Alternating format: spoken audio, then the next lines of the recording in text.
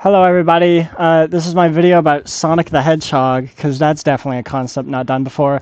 More specifically, I want any excuse to talk about the original Sonic game, the 1991 version for the Sega Genesis, not the fucking shitty Game Boy Advance port. But this is just my excuse.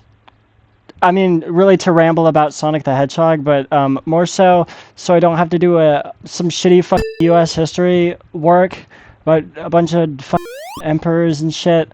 So instead, I'm spending my time doing something more expendable, which is talking about Sonic the Hedgehog. Let's start with the development.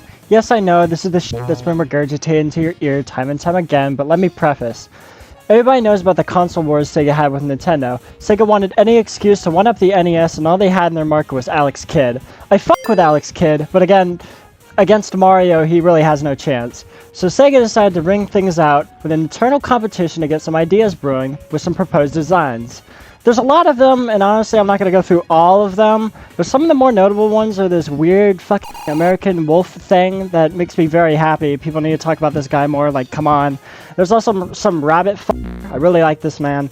Eventually, by that point, they got to a clumsy pajama-wearing Theodore Roosevelt who would go on to serve as the basis for Eggman. Then there's this thing. Feel the Rabbit. Yes, Feel the Rabbit. This guy received a cult following among the Sonic community, and for good reason. He's cute, he has a goofy Looney Tunes Felix the Cat style, and he would go on to never be used again. I mean, until Sonic Superstars, we would be referred to as Rabbit Skin. That's very morbid, but Feel the Rabbit would be able to grab shit with his extendable ears, a concept that'll go on to be used for Ristar, a dope-ass Sega Genesis game that more people need to actually go out and play. Eventually, they landed on some fucking guy named Mr. Hedgehog, not Needle Mouse, even though that would spur into either a subpar creepypasta or a fucking hilarious ROM hack. I mean, you take what you can get. They would ride with Mr. Hedgehog as they saw him as the better design from the lot, eventually renaming him to merely Sonic the Hedgehog. A lot of design merits are derived from American pop culture. Sonic trots around in big, red, goofy clown shoes similar to that of Santa Claus, buckles similar to the ones Michael Jackson wears in the album cover for Bad, which would only go out to become a terrible red herring for the future of Sonic, and a snazzy personality similar to Bill Clinton's Get It Done attitude during his presidency. With all this American influence, it becomes obvious why Sonic didn't resonate with Japanese audiences as much as it did with Americans. Kind of ironic considering Sonic is Japan's own birth child, but I digress. Sonic's design was never too consistent during this period of his development. He was further split into two distinctive designs, the more run-of-the-mill Japanese design and the more extremist American design. I don't know, I just can't hold myself to hate Greg Martin's iteration. It's either Sonic's profound mohawk, shit-eating smirk, Vienna sausage fingers, or his bow-legged stance. There's more for me to love in this 90s-ass janky design, which is why I have a huge respect for it. Now for some story dynamics. Madonna, somewhat based around the real female songwriter of the same name and likeness, was going to be a human love interest for Sonic who would serve as a main story beat for the game. I would make a joke about Sonic 06, but to be honest, I'm way too fucking tired, so it's whatever. She probably got scrapped either to distinguish the Mario series from Sonic, with the whole damsel in distress sort of thing, or because the character is based off of a real likeness, which would have been something they didn't want to keep for the story draft due to possible legal reasons. Again, I say possibly, you can't be too sure. It's a shame though, it would have been cool to see her return with some sort of Pauline dynamic as she does with Mario in Mario Odyssey. She could also be seen in some concept photos, including rotation tech demos, so I guess the idea stuck around for a while before being ultimately dropped. Check out this weird-ass concept art. It's an extension off of the Twin Stars proposal that reminds me too much of Yokai Watch. Some high-esteemed characters include 13, yeah, that's his name, Mr. Handjob, a cannon with legs, St. William Dumbledick, Handjob's close relative, older son of Master Hand, Jonathan Gobalin, and Bumblebee Robotnik. I guess he would have been some sort of cohort of 13 rather than the main conflict. Really love the fit though, Sega really needs to reference this costume. Now this I like a lot more. The animals you save from destroying badniks must have originated from this band concept where Sonic would forego saving his anthropomorphic bandmates and some other animal friends from Eggman. What I really like about this is that it would become the catalyst for the level select, where instead it would be a sound test where Sonic and his band would jam out to the music big band style. Almost all of the characters would be reused for the IDW comic, and obviously Vector would be reused for Chaotix, and like, thank God he's a cool fucking character. But my favorites have got to be this monkey and rabbit. We need more respectable bipedal monkeys in media, and I think the pink rabbit would be the successor to the cool ass one we were just talking about earlier. Now for the absolutely deranged shit. AKA, oh my god, I hate everything about this. There's this concept story about Sonic being the mascot for some fighter pilot named Hedgehog. Apparently the character would have been a fictional idea inside of a fictional idea, some sort of meta sort of thing, where the pilot's wife, who just so happens to be some sort of children's book author, conceptualizes Sonic as some sort of mascot for the pilot himself. Ironically enough, Sonic actually did serve for a mascot to something of this degree. An instrument for the Jupiter Icy Moons Explorer spacecraft, which is initialized as Juice, I find that really funny, uses Sonic as the main mascot for this specific device. I don't really see anybody talking about this, but it's sick as all hell. Anyways, what were you talking about? Oh right, yeah, dead pilots. As a commission to attempt breaking the sound barrier, Mr. Hedgehog f***ing dies. Then some freelance photographer named Meg Griffin finds the leather jacket, recognizes the character, goes to an air show, and then gets trapped in the rubble of a crashed airplane, which is the funniest f***ing shit to me, oh my god. Anyways, they didn't run with this, and thank god, it's f***ing dumb as all shit. Holy hell. However, the whole fighter pilot stuff became the inspiration for the game's title sequence, with Sonic in the middle of an emblem, so I guess something actually good came out of that. While we're still discussing the title screen, it wasn't too far-fetched for Sega Genesis games in the 90s to feature emblems of the sort, but it's commonly in their title screens. I guess it just so happens that Sonic became the most famous case. Anywho, let's talk about the Bible. Most importantly, a pitch Bible. This fucking Bible, man. Where do I even begin? Okay, so this Bible is made to underline the main story regarding the Hedgehog, from his origins to most importantly his goal. So, picture this. A feral, speedy brown hedgehog named Sonny lives under a hedge right across a Nebraskan, or should I say corn husker, E-N, burger joint. He lives with his mother and 5 sisters. Yes, only his mother. Apparently his dad died from being thrown into a vat of hot acid or whatever. Anyways, Sonic runs off to perform track only to run across a kind scientist named Ovi Kintobor. They converse until Sonny uses a treadmill constructed by the scientist and accidentally breaks the sound barrier. Unlike a certain pilot, however, Sonny comes off unscathed, becoming a pigmented blue, giving him the nickname Sonic from Ovi due to his fast speed. One thing leads to another, and Ovi manifests as all evil of the world, such as picking your nose and wiping it on your shorts, or making Sonic videos for a living, transforming it into the 6 Chaos Emeralds. Despite the emeralds being the destructor of all evil, ironic, I know, a wave of energy fucks up Ovi's physical appearance, forcing him into a freak accident with himself and a hard-boiled egg, therefore turning him into the evil Ivo Robotnik, which is where the story lies. What the fuck? What the fuck? Okay, yeah, I mean, sure, but why? I can't even begin to explain the sheer amount of confusion brewing my head right now. Okay? David Gilbert of Polygon fame has a video regarding this Bible in more depth, and by God, I can't even come close to comprehending this the way he did, so I'll link the video in the corner of the screen. Alright, now for the Tokyo Toy Show of 1990. This one is real strange, but also pretty interesting. This build consists entirely of barely a Green Hill and barely a Sonic. He's seen jumping here, which leads me to believe this build was heavily extended off of the Twin Stars concept of just some limp creature who can't do much to fight against enemies. And check it out, it's the Goblin. I must say, I really like how Green Hill looks here, even if it's a tad barren. There's some foreground elements not used in the final, some mountains that actually got referenced in Sonic Mania, and a huge city in the back. Farther into the demo, you can see the sign that says, "You are welcome," and "Never open," which is very ominous. Running further, you can find some bold Japanese letters that roughly translates to "debut approaching." Funnily enough, internally, this build has major jank, and a lot of the team bluffed their way through this demo, which is why these screenshots look a lot more polished than they would have actually been. The title screen for this build is also a tad different. You can notice from under the emblem's ribbon. Now for another early screening demo of Sonic the Hedgehog, this time taking place the year after. From an episode of Computer Chronicles, an episode featuring a build shown in the 1991 Winter Consumer Electronics Show, there's a lot of differences here. Sonic seems to actually play normally, Green Hill got a lot more polished, weirdly enough an Eggman monitor can be seen. More so, this is actually just a set monitor cycling through many other power-ups. There's also some strange ball hog that's facing forwards. The rest of the footage present just so happens to play the final version of the game, so there really isn't much more to talk about here. The footage also shows a screening of Mickey Mouse Castle of Illusion, which I find quite interesting. And now for some zone concept art that I find quite peculiar. Some sort of metallic Southern East Asian sort of level. I really love how this looks. It's the most visually striking to me, and by God do I love everything about it. It seems the foreground design would be reused for the Caesar's Palace sort of style that Springyard ran with. The loop style and function would be reused for several loops present in the final, and the whole design would be reused in Sonic Superstars' Golden Capital, which is one of my favorite zones for that game visually, so it all works out. Concept art for Green Hill, which bears a resemblance to how the zone is depicted in the Tokyo Toy build. From the translation, apparently, the hills seen in the background would have used some sort of CGI rendering that would have been distinct at the time. Naota Ashima got a little too big for his own britches because this isn't present in the final. I guess it would have been some sort of idea seen in Titanic Monarch with the huge towering Death Egg robot scene in the background.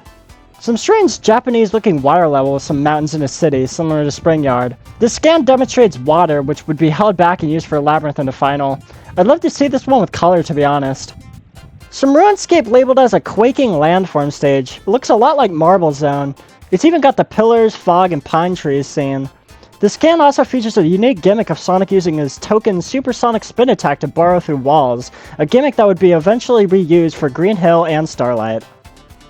A space stage that would have supposedly lofted your jump height reminds me a lot of Sonic and Knuckles' Death Egg, but I feel like that's a bit too on the nose. This demonstrates a two-player mode that would be reused in a similar fashion for Sonic 2. A Chinese-looking stage that reminds me a lot of Golden Capital seen earlier. It's got these strange spinning fireballs trajected around a floating platform that would be reused for Springyard. I guess a lot of this stuff explains why Springyard is so damn weird in the final. A laboratory instrument-like stage that has some merits to Scrap Brain. It reminds me a lot of the gimmicks used in Metropolis Zone. And finally, well, Scrap Brain Zone. I think. I'm not too sure, but it's got a lot of similarities. For one, the background has a far distinct city with some power plant towers that dispense smoke, and these wheels that are used in the intro for the first act of Scrap Brain, and nowhere else, which is weird, but I mean that's a tangent for another day. This one's another visually striking quality. I really like the gears and other metallic anomalies. It gives the scan a real steampunk sort of feel. Now for some other scans that couldn't fit anywhere here. Additional concept art for Marble Zone, which features more pillars of distinct shapes and contortions, some trippy CGI graphic shapes, and these strange flippy panes that are rendered as orange in this mock-up. Also present in these mock-ups are some weird non-flowing lava chunks with some white outlines projected around it. There's pillars shown earlier, and more of a blue hue which I'm only guessing is product of a camera photographic rendering and not actually palettes made for use of this mock-up. I love how this looks, way more compared to the final. This stage really looks more strategic than it does later on. I do get why they cut down on the props, it would have been too visually distracting. Concept art for Springyard. Wait, no, fuck. Sparkling Zone. Yeah, sparkling, alright. Thank God there's no mock-ups, this would probably explode the head off of a medieval peasant. I love the neon signs here, really flashy and cosmic. It's got a lot more casino-styled apparel, with this Let's Go sign and this weird slot coin box machine here. From this artwork, it seems like this zone was possibly going to be using an indoors and outdoors appearance, judging from the bounding border and the different ground tiles. And look, it's Handjob's close relative. Oh yes, I ejaculate just looking at this art. It's so visually busy, but hot damn does it look good. This one's for Labyrinth Zone, with a gargoyle head spewing water, some bricks and foliage, and some open gate that says play illy? Fucking alright, I guess. The background is my favorite part, has some real hard vaporwave thing going on. I'm guessing it was subject to the weird obsession everyone had with the otherworldly computer graphics of the time. This one actually reminds me a lot of Tidal Tempest in its past, so that's cool. And finally, StarLight Zone. This one's really cosmic, with a huge 3D shooting star that I'm guessing was supposed to be some sort of background animation event thing. Some rough background terrain and some weird-ass lollipop trees in certain parts. The foreground is more of a run-of-the-mill scaffolding architecture used in the final. This one, weirdly enough, reminds me a lot of Collision Chaos, most specifically the background for the level. Well, that was a lot. Might as well head on to some strange trivia regarding the zones themselves. Starting with Green Hill Zone. Let's get this one out of the way since it's one of the more popular cases of unused content regarding this game. Splats. Originally intended for Scrap Brain Zone according to its VRAM position, in the prototype it could be placed in Marble Zone, albeit with the wrong sprite palette. What's most interesting is that there's merchandise in the form of a figurine and a trading card. This means Splats was dropped quite late in the development, even after production companies were given a go-to in creating promotional material. I really want this Tails toy, man. Obviously, it didn't miss its chance of being in the 2013 mobile port, and therefore Sonic Origins. He made it into Mania with a whopping total of 3 references throughout the game. Guess Whitehead and Stealth couldn't get enough of this guy. He's in Green Hill Zone through Debug, Press Garden as a full-fledged enemy, and Flying Battery through Defiled Scraps present in Act 2 alongside some other badniks. He also makes an appearance in Superstars and more infamously in some old comics. He's one of the more famous unused badniks, and for good reason. He's got a great character design, and I mean, judging from how many times he's ever been reused, nobody seems to ever hate this guy. Anyways, alongside some other unused Green Hill Zone graphics are these gray totem pole faces. What they could have been used for is beyond my own intelligence range, but something leads me to believe that these are simply old sprites for Green Hill's totem poles that were used in very, very old prototypes. There's these weird McDonald's arch-looking borders that were actually used in both the Game Gear and Master System versions of Sonic 1, as well as in Mania. For both of those games in particular, they're used for more underground sections, which only makes me suspect that they were supposed to be used for certain underground paths of the original game. In revision 01 for the original game, the clouds for Green Hill Zone actually moved since previous versions had the clouds stay stationary throughout the duration of the zone's runtime.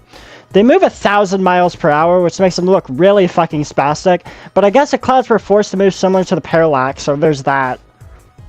On the subject of Green Hill, you ever wonder why these waterfalls here look so rubbish?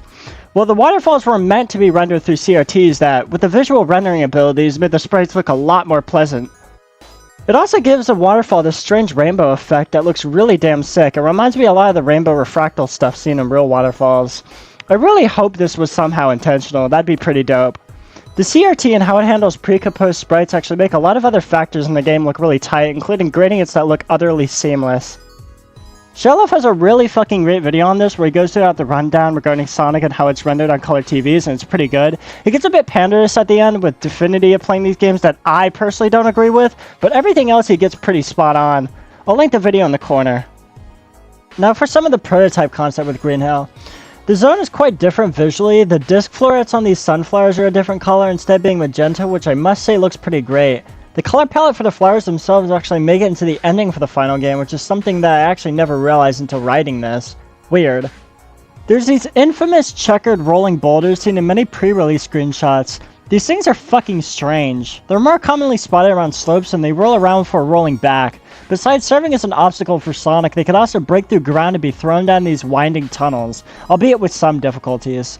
Sometimes they just straight up pack their shit and kill themselves. I guess these were implemented as some sort of performance showcase for the Genesis, judging from how they're very common set piece in early release footage.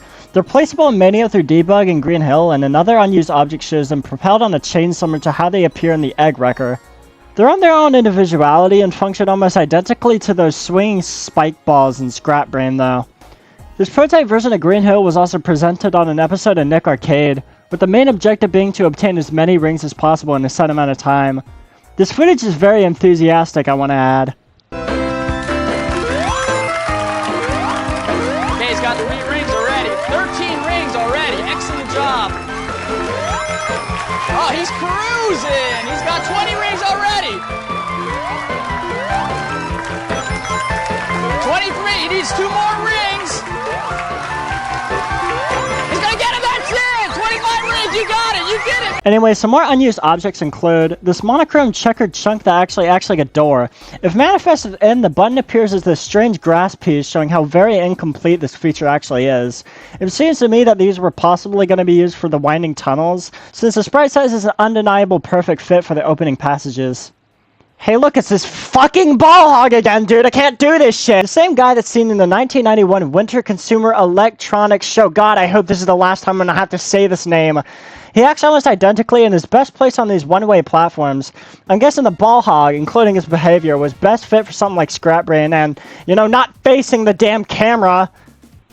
Using an emulator code, you can force the proto to retrieve an unused nighttime palette that works best with Green Hill Zone. It reminds me a lot of the night mode seen in Sonic 2 that was used by developers for plane layering and all that sort. This looks really pretty, but it's obvious it wasn't complete by any means. Now what this would have been used for? No clue. The more playful part of my mind wants me to believe that this was some sort of night mechanic that would have been used for Act 3, you know, some sort of thematic shift like Sonic 3. But the more critical side has me more confidently believing that this was just a test palette alteration.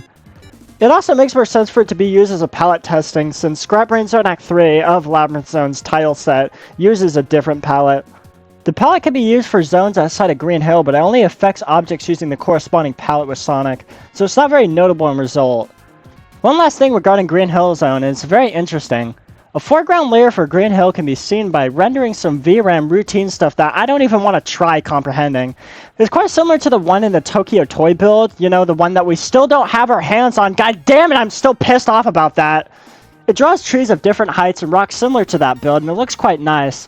I understand that it was removed for better visibility, and obviously this routine wasn't made for a version of the game this late into development, since the stage layout gets very cluttered with this on, but it looks pretty neat regardless, visually, not for a practical sense. I would love to see what this would have looked like for Marble or Spring Yard if enough development was put into it. Moving on to Marble Zone. Small thing for non-prototype stuff. I'm sorry to burst your bubble, but this isn't Mario. It simply isn't. These are just two lions. It's some sort of marble symbolism popular back in ancient Greece. I don't remember the first time I've ever heard anyone say it was Mario, but God, I really can't unsee it now. Anyways, back to the main stuff. The prototype has a metric ton of interesting stuff regarding the zone. Let's talk about the elephant in the room, or more so the livestock going into the flying saucer. These strange gyrating UFOs that I'm really peeved off aren't used in the final. They're strange and make absolutely no sense, yes, but that's why I love them so much. It fulfills the more unusual aspects the original Sonic the Hedgehog basked in before streamlining it with this overrated actually making sense shit. Strangely enough, besides pre-release coverage, these UFOs are more famously seen in a scene for the movie Wayne's World. Judging for this, I'm led to believe absolutely nothing. I have nothing. This is weird and strange, and God, I'm going off the rails. Okay. Last thing about these saucers before I quit talking about the extraterrestrial like a tinfoil hat wearing lunatic is that the prototype sprites for the UFO is missing a 6th frame. It's weird. You're only now noticing this now that the animation looks unusual by me pointing this out. If I never pointed this out, you would have lived your whole entire life not knowing this important fact that a frame for some UFO objects in a prototype for a game about a blue cartoon mouse goes unused, and frankly that's a life not worth living. Anyways, other changes include horizontal spike thrusting objects that behave as you'd expect. Guess they were removed because they were way too difficult to avoid and way too out of left field to throw on any suspecting player. Yatterans, or just merely Spike, is used over all cases of caterpillars shown in the final. These guys make sense palette-wise, but were obviously removed because they were too dickish to be placed around all willy-nilly. I'd argue they aren't as dickish as a caterpillar, that you have to hit in a specific spot, but I'm getting a bit too ahead of myself. Something really unusual is that, in Act 2, this glass cylinder that you activate with a switch has different behavior in the prototype. Here you have to hit it downwards, and some other movement probabilities can force it down farther from others. These things suck ass, and it's obvious why they got swapped out. If they weren't to, we would have gotten a Barrel of Doom case 4 or 3 years earlier. Weirdly, the item layouts for Marble Zone in this build have rings and, in certain cases, monitors placed on pillars, which I find really cute. And at the end of Act 3, since the boss wasn't coded in this part of the development, you only get a goal sign. Now for Spring Yard Zone. For unused content left over in the prototype, we have these bright flashing Let's Go signs seen in the concept art from earlier. These were most likely going to be used for decorations for Spring Yard Zone during its Sparkling Zone phase, since it fits more with that visually. Speaking of Sparkling Zone, let's talk about the zone's state in the prototype, shall we? Obviously, the zone's name is derived from the concept art of Spring Yard seen earlier, and there's a lot of parallels with that and what was coded in for the game. The zone appearance-wise is a lot to look at, visually strenuous but quite interesting. Instead of a patch of ferns and bushes sat in front of a distant city with mountains right behind, instead the prototype substitutes a more casino-y urban look. With huge non-textured neon buildings, signs with words like good luck, go-go, and the occasional Japanese, I believe, I'm not sure. These buildings are set in front of quite a bland blue sky background that's only using the color configured for the backdrop in its layer, with some sparse miscolored stars sewn in for good measure. I feel a tad conflicted about this background. It's visually busy and incredibly incomplete. It reminds me a lot of those GeoCity websites ever so present in the early 2000s for the internet, and it has more of a carnival or casino look, which makes more sense. Regardless, I feel if a bit more work was put into this, it could look great, but it's hard to compare this to the background used in the final, which looks more fitting for the foreground. There's a lot of layout differences ranging from unorthodox to incomplete. The The beginning part where you roll across this wall against this bumper is quite different, instead featuring a 4-pronged spike pole. This is really strange, and I generally get why it became unused. I presume they were just throwing ideas out there to make this level appear more difficult than it actually is. Act 2 is somewhat complete, but the levels just give up halfway. There are some terrain differences, but it's generally the same. Still on the subject of layouts, Act 3 has none of them. The only way you can logically navigate this level is using debug mode, and it's a bitch to do with fighting for dear life against some tricky screen wrapping. The only item present in this act is a lone static monitor, but everything else is just void. One last thing regarding Spring Yard is this unused art of a vertical spring. Since it's part of the boss attached art file, it was possibly... Nah, fuck that shit. It was obviously intended for the boss of Spring Yard Zone, given that it's an item that's related to the gimmicks featured in the zone, as a custom with all the rest of the Eggman bosses. This makes a lot of sense to why the boss in the final doesn't make any damn sense. I guess the spring would be attached to the bottom of the Eggmobile and bounce Eggman around. Regardless, the base for the spring would be reused for the Egg Scorcher in Marble Zone. One last thing regarding Spring Yard Zone, this is unscripted, so it's gonna sound like shit. One thing that pisses me off that nobody points out are these weird pixels that can be seen here and these weird wedges here. These wedges are more commonly seen with these springs, which obscures these pixels, and I'm only guessing these pixels were placed here for like some sort of placeholder, like to tell the developers place a spring here. But I don't know, nobody talks about this, and it's weird to me, it pisses me off. I think I'm scared, I'm crying, I'm lonely, I'm literally like in a fetal possession looking at this shit. Fucking fuck me! Labyrinth Zone has got a lot of weird things to talk about. Starting with the base game content, an unused sprite of a horizontal burrow bot.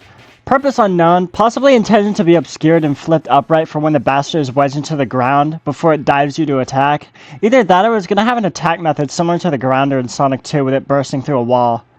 Here's a real weird one. In Revision 1 for Labyrinth Zone Act 1, there's this additional ring right here near the end of the act. It's funny because tallying all rings available in this specific route, Lonesome and Monitor baked, including this one, nets you 50 rings total, which is enough for you to obtain the big ring at the end of the act. I love this because it's obvious some developers saw pity in this route for not being able to warrant special stage accessibility beforehand, and made it their duty, their absolute duty, to add it for you anyways. This ring has become more synonymous as of late because of Cybershell putting it out in his Sonic CD Secrets video, and honestly, I'm only telling you this to spread the word. Check out Cybershell's channel. He posts like 5 videos every 2 years, it's great. Speaking of Revision 1, another thing interesting of note is that this is the only version that adds a water rippling effect for this zone, which would go on to be used for Tidal Tempest. I don't know, I just find it neat. It's weird to picture the water without it. Did you know you could kill Labyrinth Zone? In either A1 or A2. I suggest A1 since it's got a longer stretch of ground.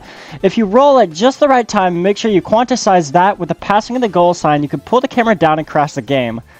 The game then goes on to ramble and bitch and moan about this exception handler shit, blah blah blah. Look, it's fucking cool is the thing. I can imagine playing Sonic 1 in the middle of the night, everyone is asleep, no noise besides distant crows and the shoveling of shitty off-brand chips on my mouth, finally beating an act of a son of a bitch that we call Labyrinth Zone, and being fucking freaked out because I accidentally triggered this crash. It's like some sort of creepypasta. And I mean, technically it is, since the internet had their way with it like a pack of vultures, but I mean, it's cool.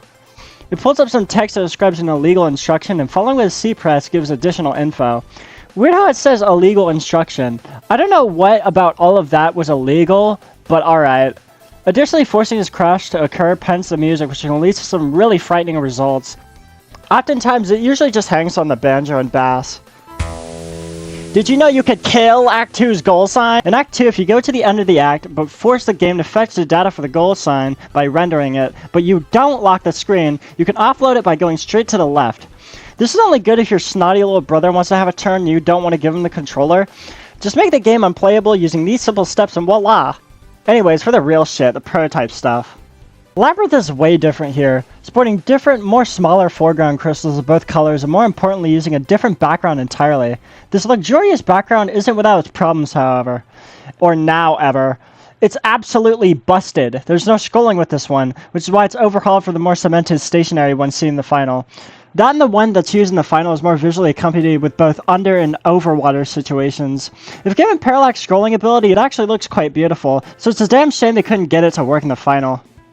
Anyways, the zone is obviously in an unfinished state since there's absolutely no objects to speak of, and more familiar parts of the zone layout we've been unfortunately accustomed with are really jacked and fucked here, including, more damningly, the screen to level wrapping, which is all sorts of broken and maniacal. One thing I find quite interesting are these bricks. I know it's a wall, but it's what's with the wall that's really interesting. These, alongside this fucking Tetris cameo, are pockets most commonly seen with air bubbles and in between paths of water and non-water, meaning I'm led to believe that these were originally made to function like air pockets. What really serves this theory on a gold platter is rendering the underwater palette for these chunks don't affect these wall areas, further proving this theory. This was before the aqua bubbles would be a feature though, and I'm guessing most layout interventions wouldn't work well with this in mind, so that's why it got shit canned. Anyways, on the subject of incompletion, Act 3 is literally black. No background to speak of. And that's technically all. Labyrinth Zone has a lot, but also not a lot at the same time, so let's move on to StarLight. StarLight has barely anything, but there's still some things worth discussing. For the prototype, the zone is really unfinished, both literally and figuratively. The zone uses a different tile structure that includes a lot more of these trusses, ultimately giving the zone more of a construction work aesthetic that I tend to like a lot more than what was displayed in the final. It gives it a vibe similar to Sky Base from the 8-bit version of Sonic the Hedgehog. Speaking of which, a lot of stuff from the 8-bit version is directly reused from unused scraps of the original game, which is something I find really interesting and haven't noticed up to this point. Anyways, the prototype was going to make a lot of use out of some certain platforms in the final, which leads to a lot of peculiar level layout decisions that ultimately results in a certain death from bottomless pits. Obviously, these unused layouts lead to the gameplay becoming really janky, sometimes at the zone's own expense. Acts like the second and third are drastically different layout-wise, or more empty if anything. On Act 2 in specific, there's these glitchy platforms that don't appear to do anything besides what's adapted to their barely identifiable collision state. Apparently they work as elevators. Real strange.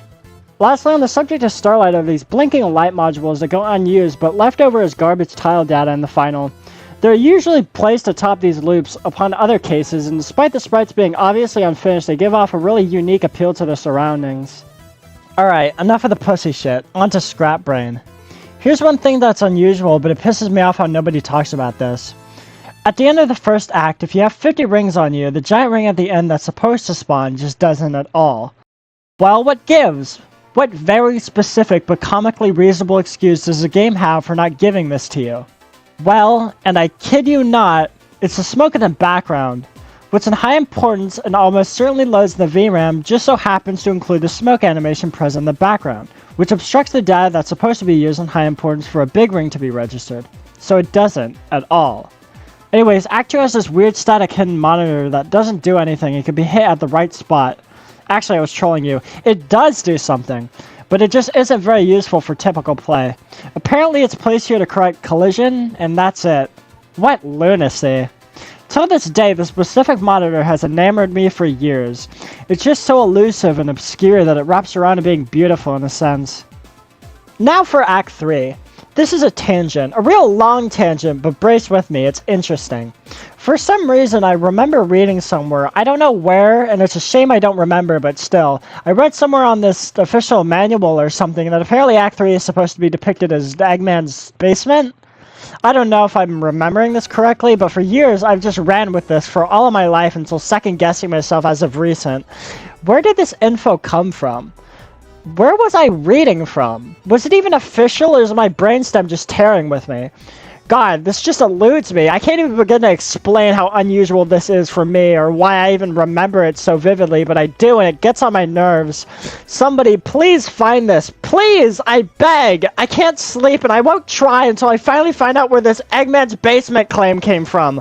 It's this some sort of Mandela effect? I don't know. God, I really gotta change the subject before this stupid fucking zone is just taken up by me rambling about this shit. While we're still talking about Act 3, there's this platform here and it's really damn funny. Since it's an object that's made to be ridden on and collide into this wall before falling downwards.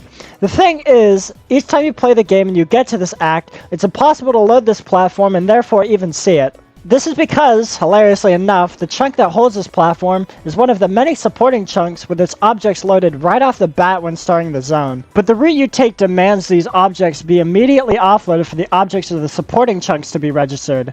It's an important situation similar to the smoke earlier. This offloads this platform, but it's never triggered to load it back. Thankfully, this fallen angel is saved since you could force the game to load it by skipping its chunks using debug mode, and it behaves as previously described. Funnily enough, no re-release actually includes this platform or re-implemented in, meaning that it's absolutely forgotten regardless of the factor.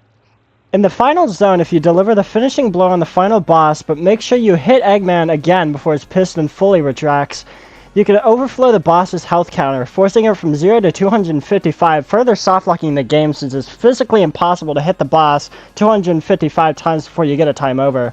This isn't fixed on either revision of the original game. While we're still talking about Final Zone, possibly the ending cutscene, may I bring your attention to these unused tiny cinematic sprites for Eggman. It shows him flailing around the Eggmobile and sprites for an explosion that seemed gruesome, but I'm made to think that these were smoke as he would grow smaller into the background, similar to the cinematic in Sonic 3. Now for the obligatory prototype stuff. How is Scrapbrain looking in this prototype? Oh god, Clock Orc? Clock Orc. Okay, clearly it's supposed to say Clockwork, but the W for the font of the title cards weren't made around this build's production, so it just leaves it out entirely. The final does reserve space for title card letters that just so happens to include W, meaning it was considered at some point. Anyways, Act 1 is as you'd expect. Nothing. Really incomplete. Desolate, even. This background is quite a trick on your eyes since it uses the ground titles as a stand-in.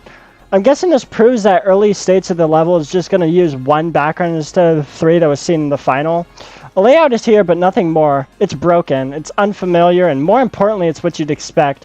I do want to add that this part down here, where these crushers would be placed, gives the player a whole plate of broken chunk arrangements.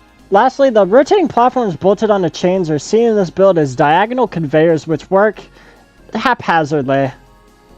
They're seen alongside these weird machinery things that are obviously incomplete.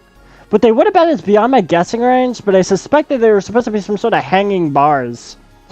Anyways, Act 2 is the same stuff. Something of note is the huge blue background. This is just a color set as the background for the level, and is seen as a placeholder if anything. It makes this act more ominous though, I'll give it that. There's also these small spinning wheels that are removed in the final. They act similar to their bigger variant, but I find them really cool. These are replaced with platforms in the final that get the job done. Obviously, Act 3 isn't present in this build. The level select doesn't let you in regardless, meaning this build was probably made around the time when Labyrinth taking its place was still in hard conception, which is something I find nightmarish to think about. There really was no escaping it, was there? Either that or Final Zone, which, with it not being present in this build, either is going to take Scrapbrain's eventual Act 3 place, which makes more sense to me. Forcing the build to render the zone using hex editing shenanigans gives you nothing of note. One thing I always thought was out of place for this sort of game was the special stages.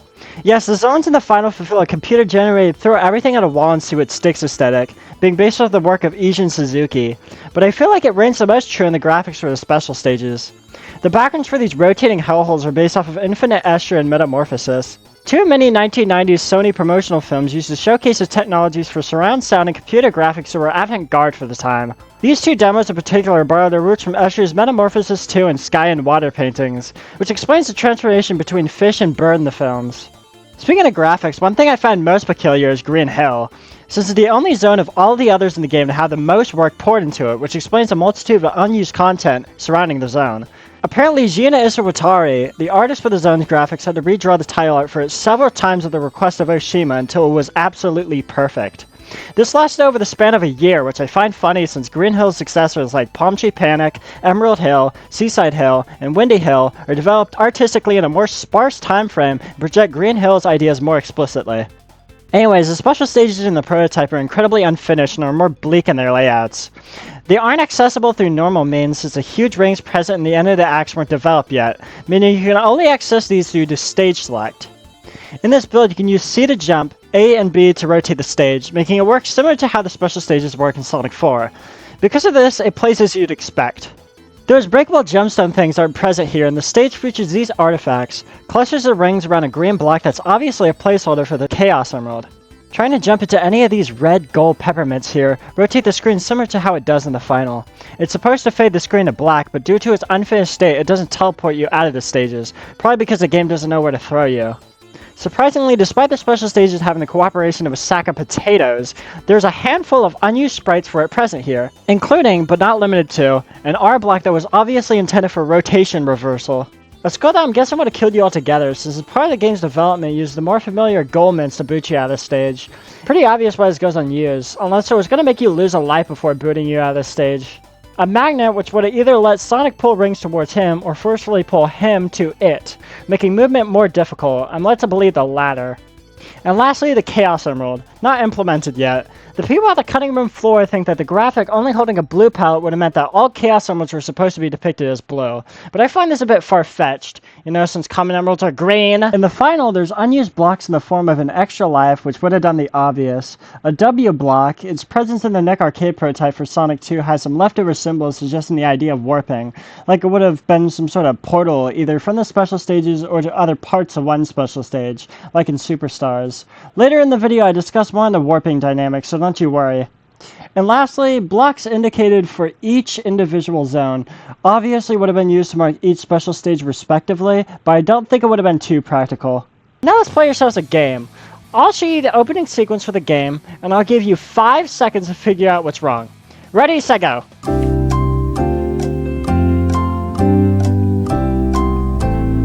Wrong, or right. I can't really hear you through the screen. We kind of have a barricade here. Now, if you answer that the title screen emblem is off-center for the background, then you'd be right. Give yourself a pat on the back because I don't really expect too many people to know this one. While on the subject of the title screen, if you're playing on a very old emulator, the link for the title screen is incorrect. More specifically, the emulator refusing to render the dummy ribbon sprites over Sonic's lower region, forcing Sonic to overlap the emblem's ribbon, which is really gross. I really don't like Sonic's slimy snake arm here. The reason I point this out, besides it filling the bill for weird Sonic 1 trivia, is that this unfortunate side effect was seen officially too, through Volume 1 of the Sega Smash Pack for the Sega Dreamcast. This doesn't come as a surprise to me, since I've heard that the emulator for most games do a terrible job at actually working correctly. In the prototype, you can spot some text right below the title screen that says Press Start Button. The text was intended to be in the final, but since the Sega Team Presents screen clears half of the RAM storage loaded at a certain time, it doesn't have enough mobility to render this text, so it dummies it out. There's some hidden Japanese developer credits present in the intro for the game, but since it's located transparently in the layer behind the Sonic Team Presents screen, you can't normally see it, with the background color being, you know, black and all. If you're playing a Japanese cart, input the cheat code seen on screen to force the game into unhiding these credits. These credits were actually added in last minute by Yuji Naka in retaliation to Sega. This was during the early years of video gaming when developers weren't allowed to credit themselves by their full names. Since the RAM storage isn't forced to depend on its capacity on the Sega Team sprites, you can actually retrieve the Press Start Button text discussed earlier using this trick. When the Stinger demos are being played, hold A, B, and C at the same time to confuse Demo Sonic's inputs, removing his ability to jump. This can be done during the credit stingers as well, which often leads to humorous results. Surprisingly enough, this is actually a bug that was intended to be performed in the final, which is why you cannot do this trick in Revision 01. The level select zone layout is different between Revisions 0 and 1. In Revision 0, it's Green Hill, Labyrinth, Marble, Starlight, Spring Yard, and then Scrap Brain, while Revision 01 fixes the order to be indicative of the layout in the final. The layout is interesting since it showcases the nature versus technology dynamic the game was centered around, with the players starting in the lush floral hills of Green Hill and ending off at the grimy, cold, hard metal surroundings of Scrap Brain. This was switched around last minute so the zones could depict a ramp of difficulty, which is why Labyrinth Zone here was thankfully thrown below Spring Yard. Anyways, for unique UI elements in the prototype exclusively, besides some elements in the gameplay HUD being shifted around, the more noticeable byproduct is the ring status saying ring instead. Speaking of rings, the extra life system is quite different here too, where instead of 100 rings netting you an extra life, instead it's just 50. This makes life culmination quite easy here, which I find ironic since only 1/3 of the prototype is navigable through normal play, meaning the extra mans are quite useless. The zone card here uses an additional period after act. It's real strange that this got removed in the final, since the sprite data still remains left over. The period after act makes it seem like an abbreviation if anything, which actually makes sense. It could stand for action, like how most levels in video games call their worlds rounds. It also makes more sense verbally, like StarLight Zone Action 1. An unused function for the lives counter can be addressed and rendered as individual Sonic heads per life obtained. It looks pleasant but could theoretically clutter the screen, especially if many lives are attained. If rendering the prototype, it only displays a max of 4 lives, which is terrible conventionally, so it was just dropped altogether. This lives counter, visually at least, works a lot like the one from the Sega Genesis port of Ghouls and Ghosts, which Yuji Naka worked on, so it makes sense to why it would be here. A popular thing of note in Sonic the Hedgehog's music, and therefore the audio heavy lifting done during gameplay, is how audio and sound channels work in the first place. Collecting a ring, pinging a checkpoint, or gulping a bubble of air play audio directly from the sound channel. And since these occupy the same system as the in-game music, you start to see some overlap, such as the bells in Spring Yard sounding like the ring pickup sound.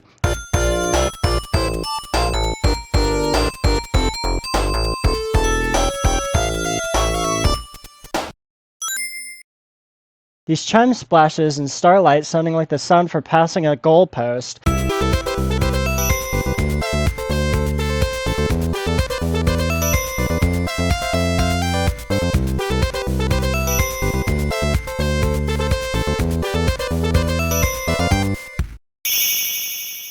Or the audio indicator sound sounding like some sort of marimba. Since audio works under the same abilities to the music in Genesis games, it makes more sense to why this would draw so many similarities, since that's the whole entire reason why many actions tend to muffle the music playback. Speaking of music playback, the percussion. Listening to the game's tracks in a prototype, the percussion stands out the most. It sounds deeper, grungier, albeit more effective. The percussion here is actually supposed to sound a lot like the percussion used in Golden Axe 2, which is obviously rendered as intended. Putting 2 and 2 together, it becomes more obvious that this is how the drums are supposed to sound. The only reason why it doesn't come out this way in the final is due to the Sega chant. Since this was added in last minute and includes a raw audio sample, the DAC driver code had to be rewritten drastically to accommodate this chant. Since this affects the noise channel in specific, which is used sparingly by other means besides noise assistance in the theme for Marble Zone, and more significantly the percussion, it had to be rendered in a higher pitch for the Sega chant to come out as raw as possible. I actually like this percussion a whole lot more. It makes the more menacing tracks fit their focus, and it helps makes this feel like a Sega Genesis game of the era. Curiously, since Sonic 2 was made using the first as a back pedal, this audio pitch fiasco stays the same there, and I suspect the same case for Sonic 3 and Knuckles and 3D Blast to some extent. These percussive samples are sourced directly from a Roland TR-626 machine. This threw me through a strange rabbit hole since I was easily able to source the raw kick and snare samples used in the game, including the clap sample used in Metropolis, but for the life of me I could not source where the record scratch sample was from. Oh well.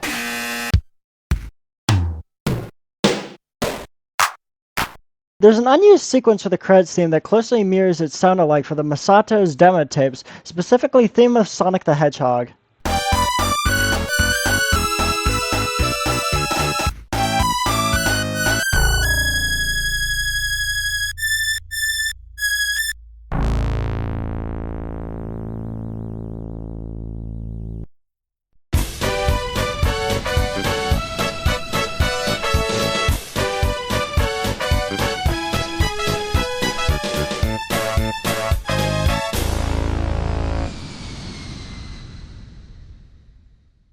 Coming from what's here, it is obviously unfinished, the only thing different being the additional string melody.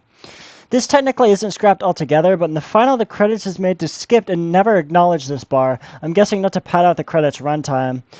Speaking of the Masato demo tapes, these tapes refer to the Sonic the Hedgehog 1 and 2 soundtrack, released back in 2011. Disc 2 features high-quality renditions of the tracks from both games, and these sound really great. These tracks were produced by Masato Nakamura, the bassist for the J-pop band Dreams Come True, with these tracks being based off of concept art for the zones early on in the development. There are numerous differences, more noticeably the speed. A popular theory for the speed being slower is that it makes it easier for the sound programmers to make a conversion of the tracks for in-game use. There's a lot more differences among these tracks that I won't get into since there's a lot more trivial speak, but I find it really cool how much influence Dreams Come True have had for the soundtrack's development. It's all cool looking back. So on the subject of Dreams Come True, Sonic being painted on the side of the tour bus for the band in 1990 still stands as Sonic's first global appearance before the game's original release. For Sonic's first appearance in a video game, or digitally if you want to be technical, that would be Sonic's appearance as a keychain in the 1990 arcade driving game Radmobile. And goddamn, I'd pay a hefty fortune to have a keychain like this for my car. Sega merchandise team, I know you're listening somehow. You guys have like 17 ears on your face alone. Make it happen. Now for some unused character sprites. This is where discussion gets real fun. Sonic standing while gulping would have been used for when Sonic takes in an air bubble while on ground. Notable since the gulping sprite in-game has him forced into jumping stance. Here's a famous one, Sonic jumping in the air while pumping his fist. In the prototype, this is used for a celebratory event where the player jumps after passing a goalpost. To me, this always would have made more sense to be used in an animation Sonic would play after striking any of the hidden score bonuses at the end of a level. Sonic 1 South Island Expedition uses it in this exact way, and I'm glad I'm not the only one in this. This one's more famous for its reuse in Sonic Mania for Sonic's victory animation that would eventually be carried over in future classic Sonic installments. Sonic sliding. Don't know what this would have been used for besides some sort of grind rail feature years before Sonic Adventure 2. Kinda looks like it would have been used in some sort of skidding sprite. Strangely enough, while doing research on these beforehand, I found that the sprite is used for this weird Sonic brand account video. I mean, come on, Sega, your marketing team is spending their time making this, but not physical Radmobile Sonic keychains? Whatever, the video is quite mesmerizing at least. It's fun to see the little blue bastard go.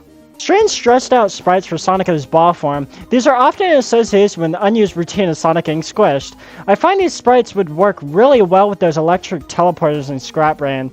These sprites would be reused in Sonic Mania Plus for Mighty's hammer drop ability. Now that I think about it, these kind of look like the Spin Dash sprites. Sprites of Sonic shrinking or falling into a hole of some sort. Purpose unknown, but I like to think that these are supposed to be used for the special stages for if you failed to obtain the Chaos Emerald. A grayscale sprite of Sonic's death pose possibly would have been used for when Sonic falls in the lava. These sprites are stuck in some sort of paradoxical, limbo nightmare, since it would go on to be unused for Sonic CD, which is weird to me since there's no lava in that game, or, well, lava that you can interact with for that matter.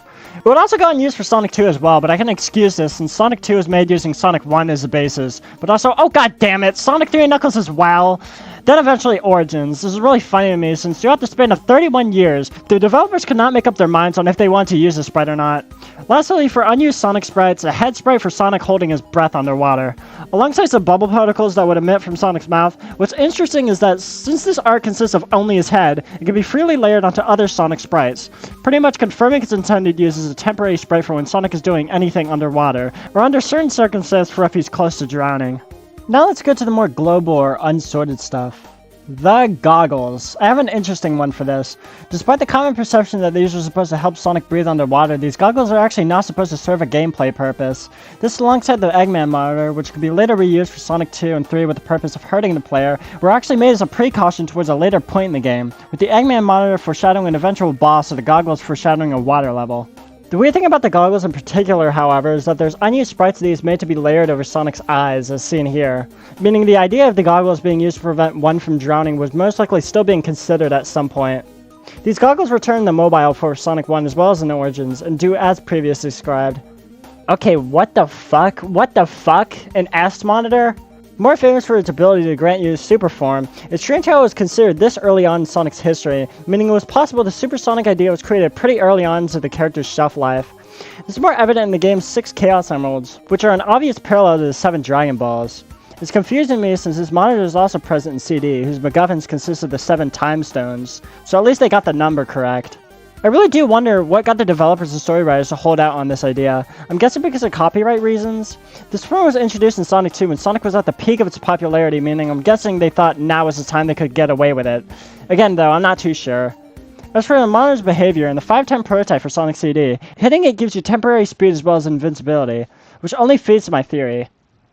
I might as well get this one out of the way before someone finds it necessary to correct me in the comments. Yes, I'm aware about the static monitor.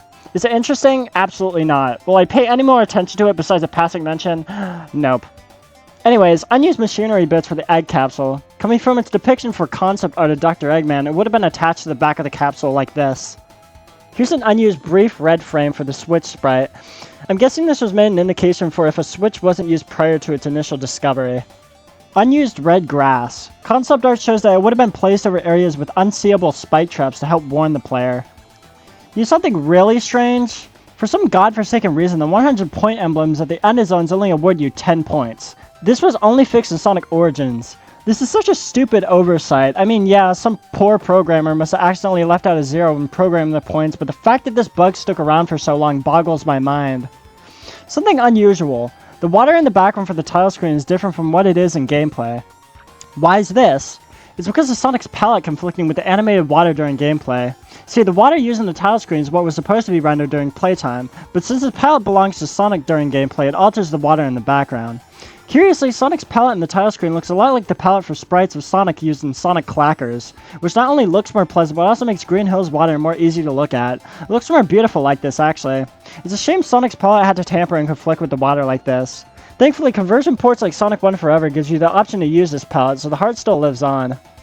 Now I feel like it's time to talk about the infamous spike bug.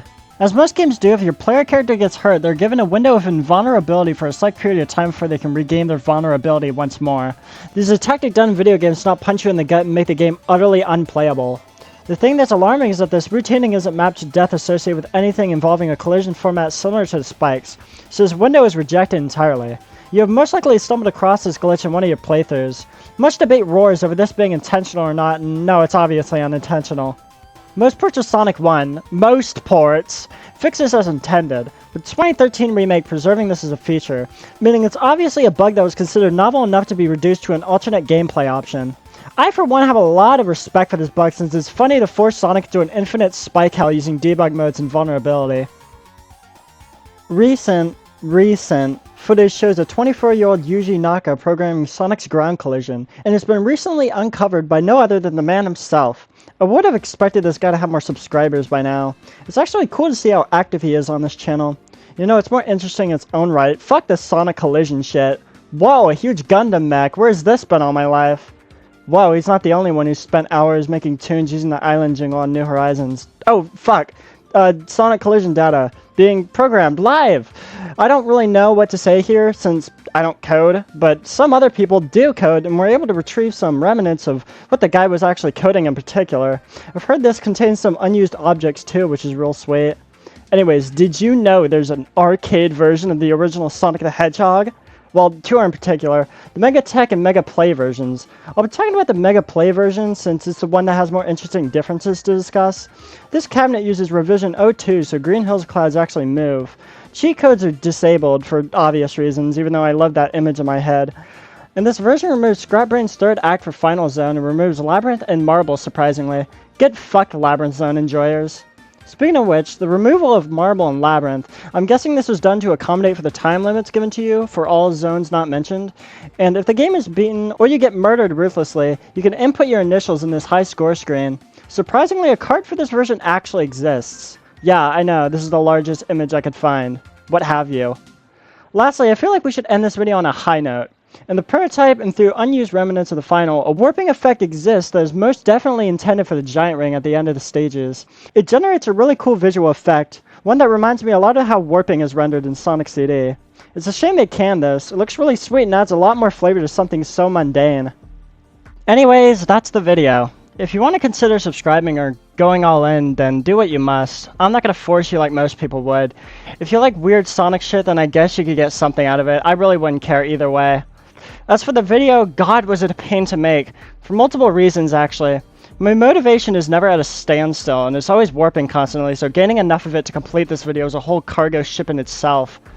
Another being CapCut. God was it a mistake to make this video on this godforsaken program, especially because of their heaping bullshit of a pro subscription. It's slowly stripping away features from the free users. Listen, if you ever want to start editing videos for YouTube, maybe consider not using this trash heap. It also runs like shit, which makes it really impractical. I might just have to invest in some other program. Whatever that will be, I'm not sure. Besides, I really gotta step fast and export this video quickly before CapCut decides to roll out another of their anal beads. Anyways, regardless, it's been fun making this video and I'm glad I got it done. If you liked this video, I find that gratifying because I sure did. Huge thanks to multiple sources for making this video possible, including, but not limited to, Sonic Retro, the Sega Wiki Zone, Zone Zero, the Cutting Room Floor, and the Hidden Palace website. Without them, this video wouldn't have ever been possible, so check out their sites if you have the time. Other things include Cybershell, who is a big inspiration for the creation of this video, ShellLove10 for making this video's concept already, and better for that matter, and Chowmix, not because of anything in the video, but because I just think he's cool.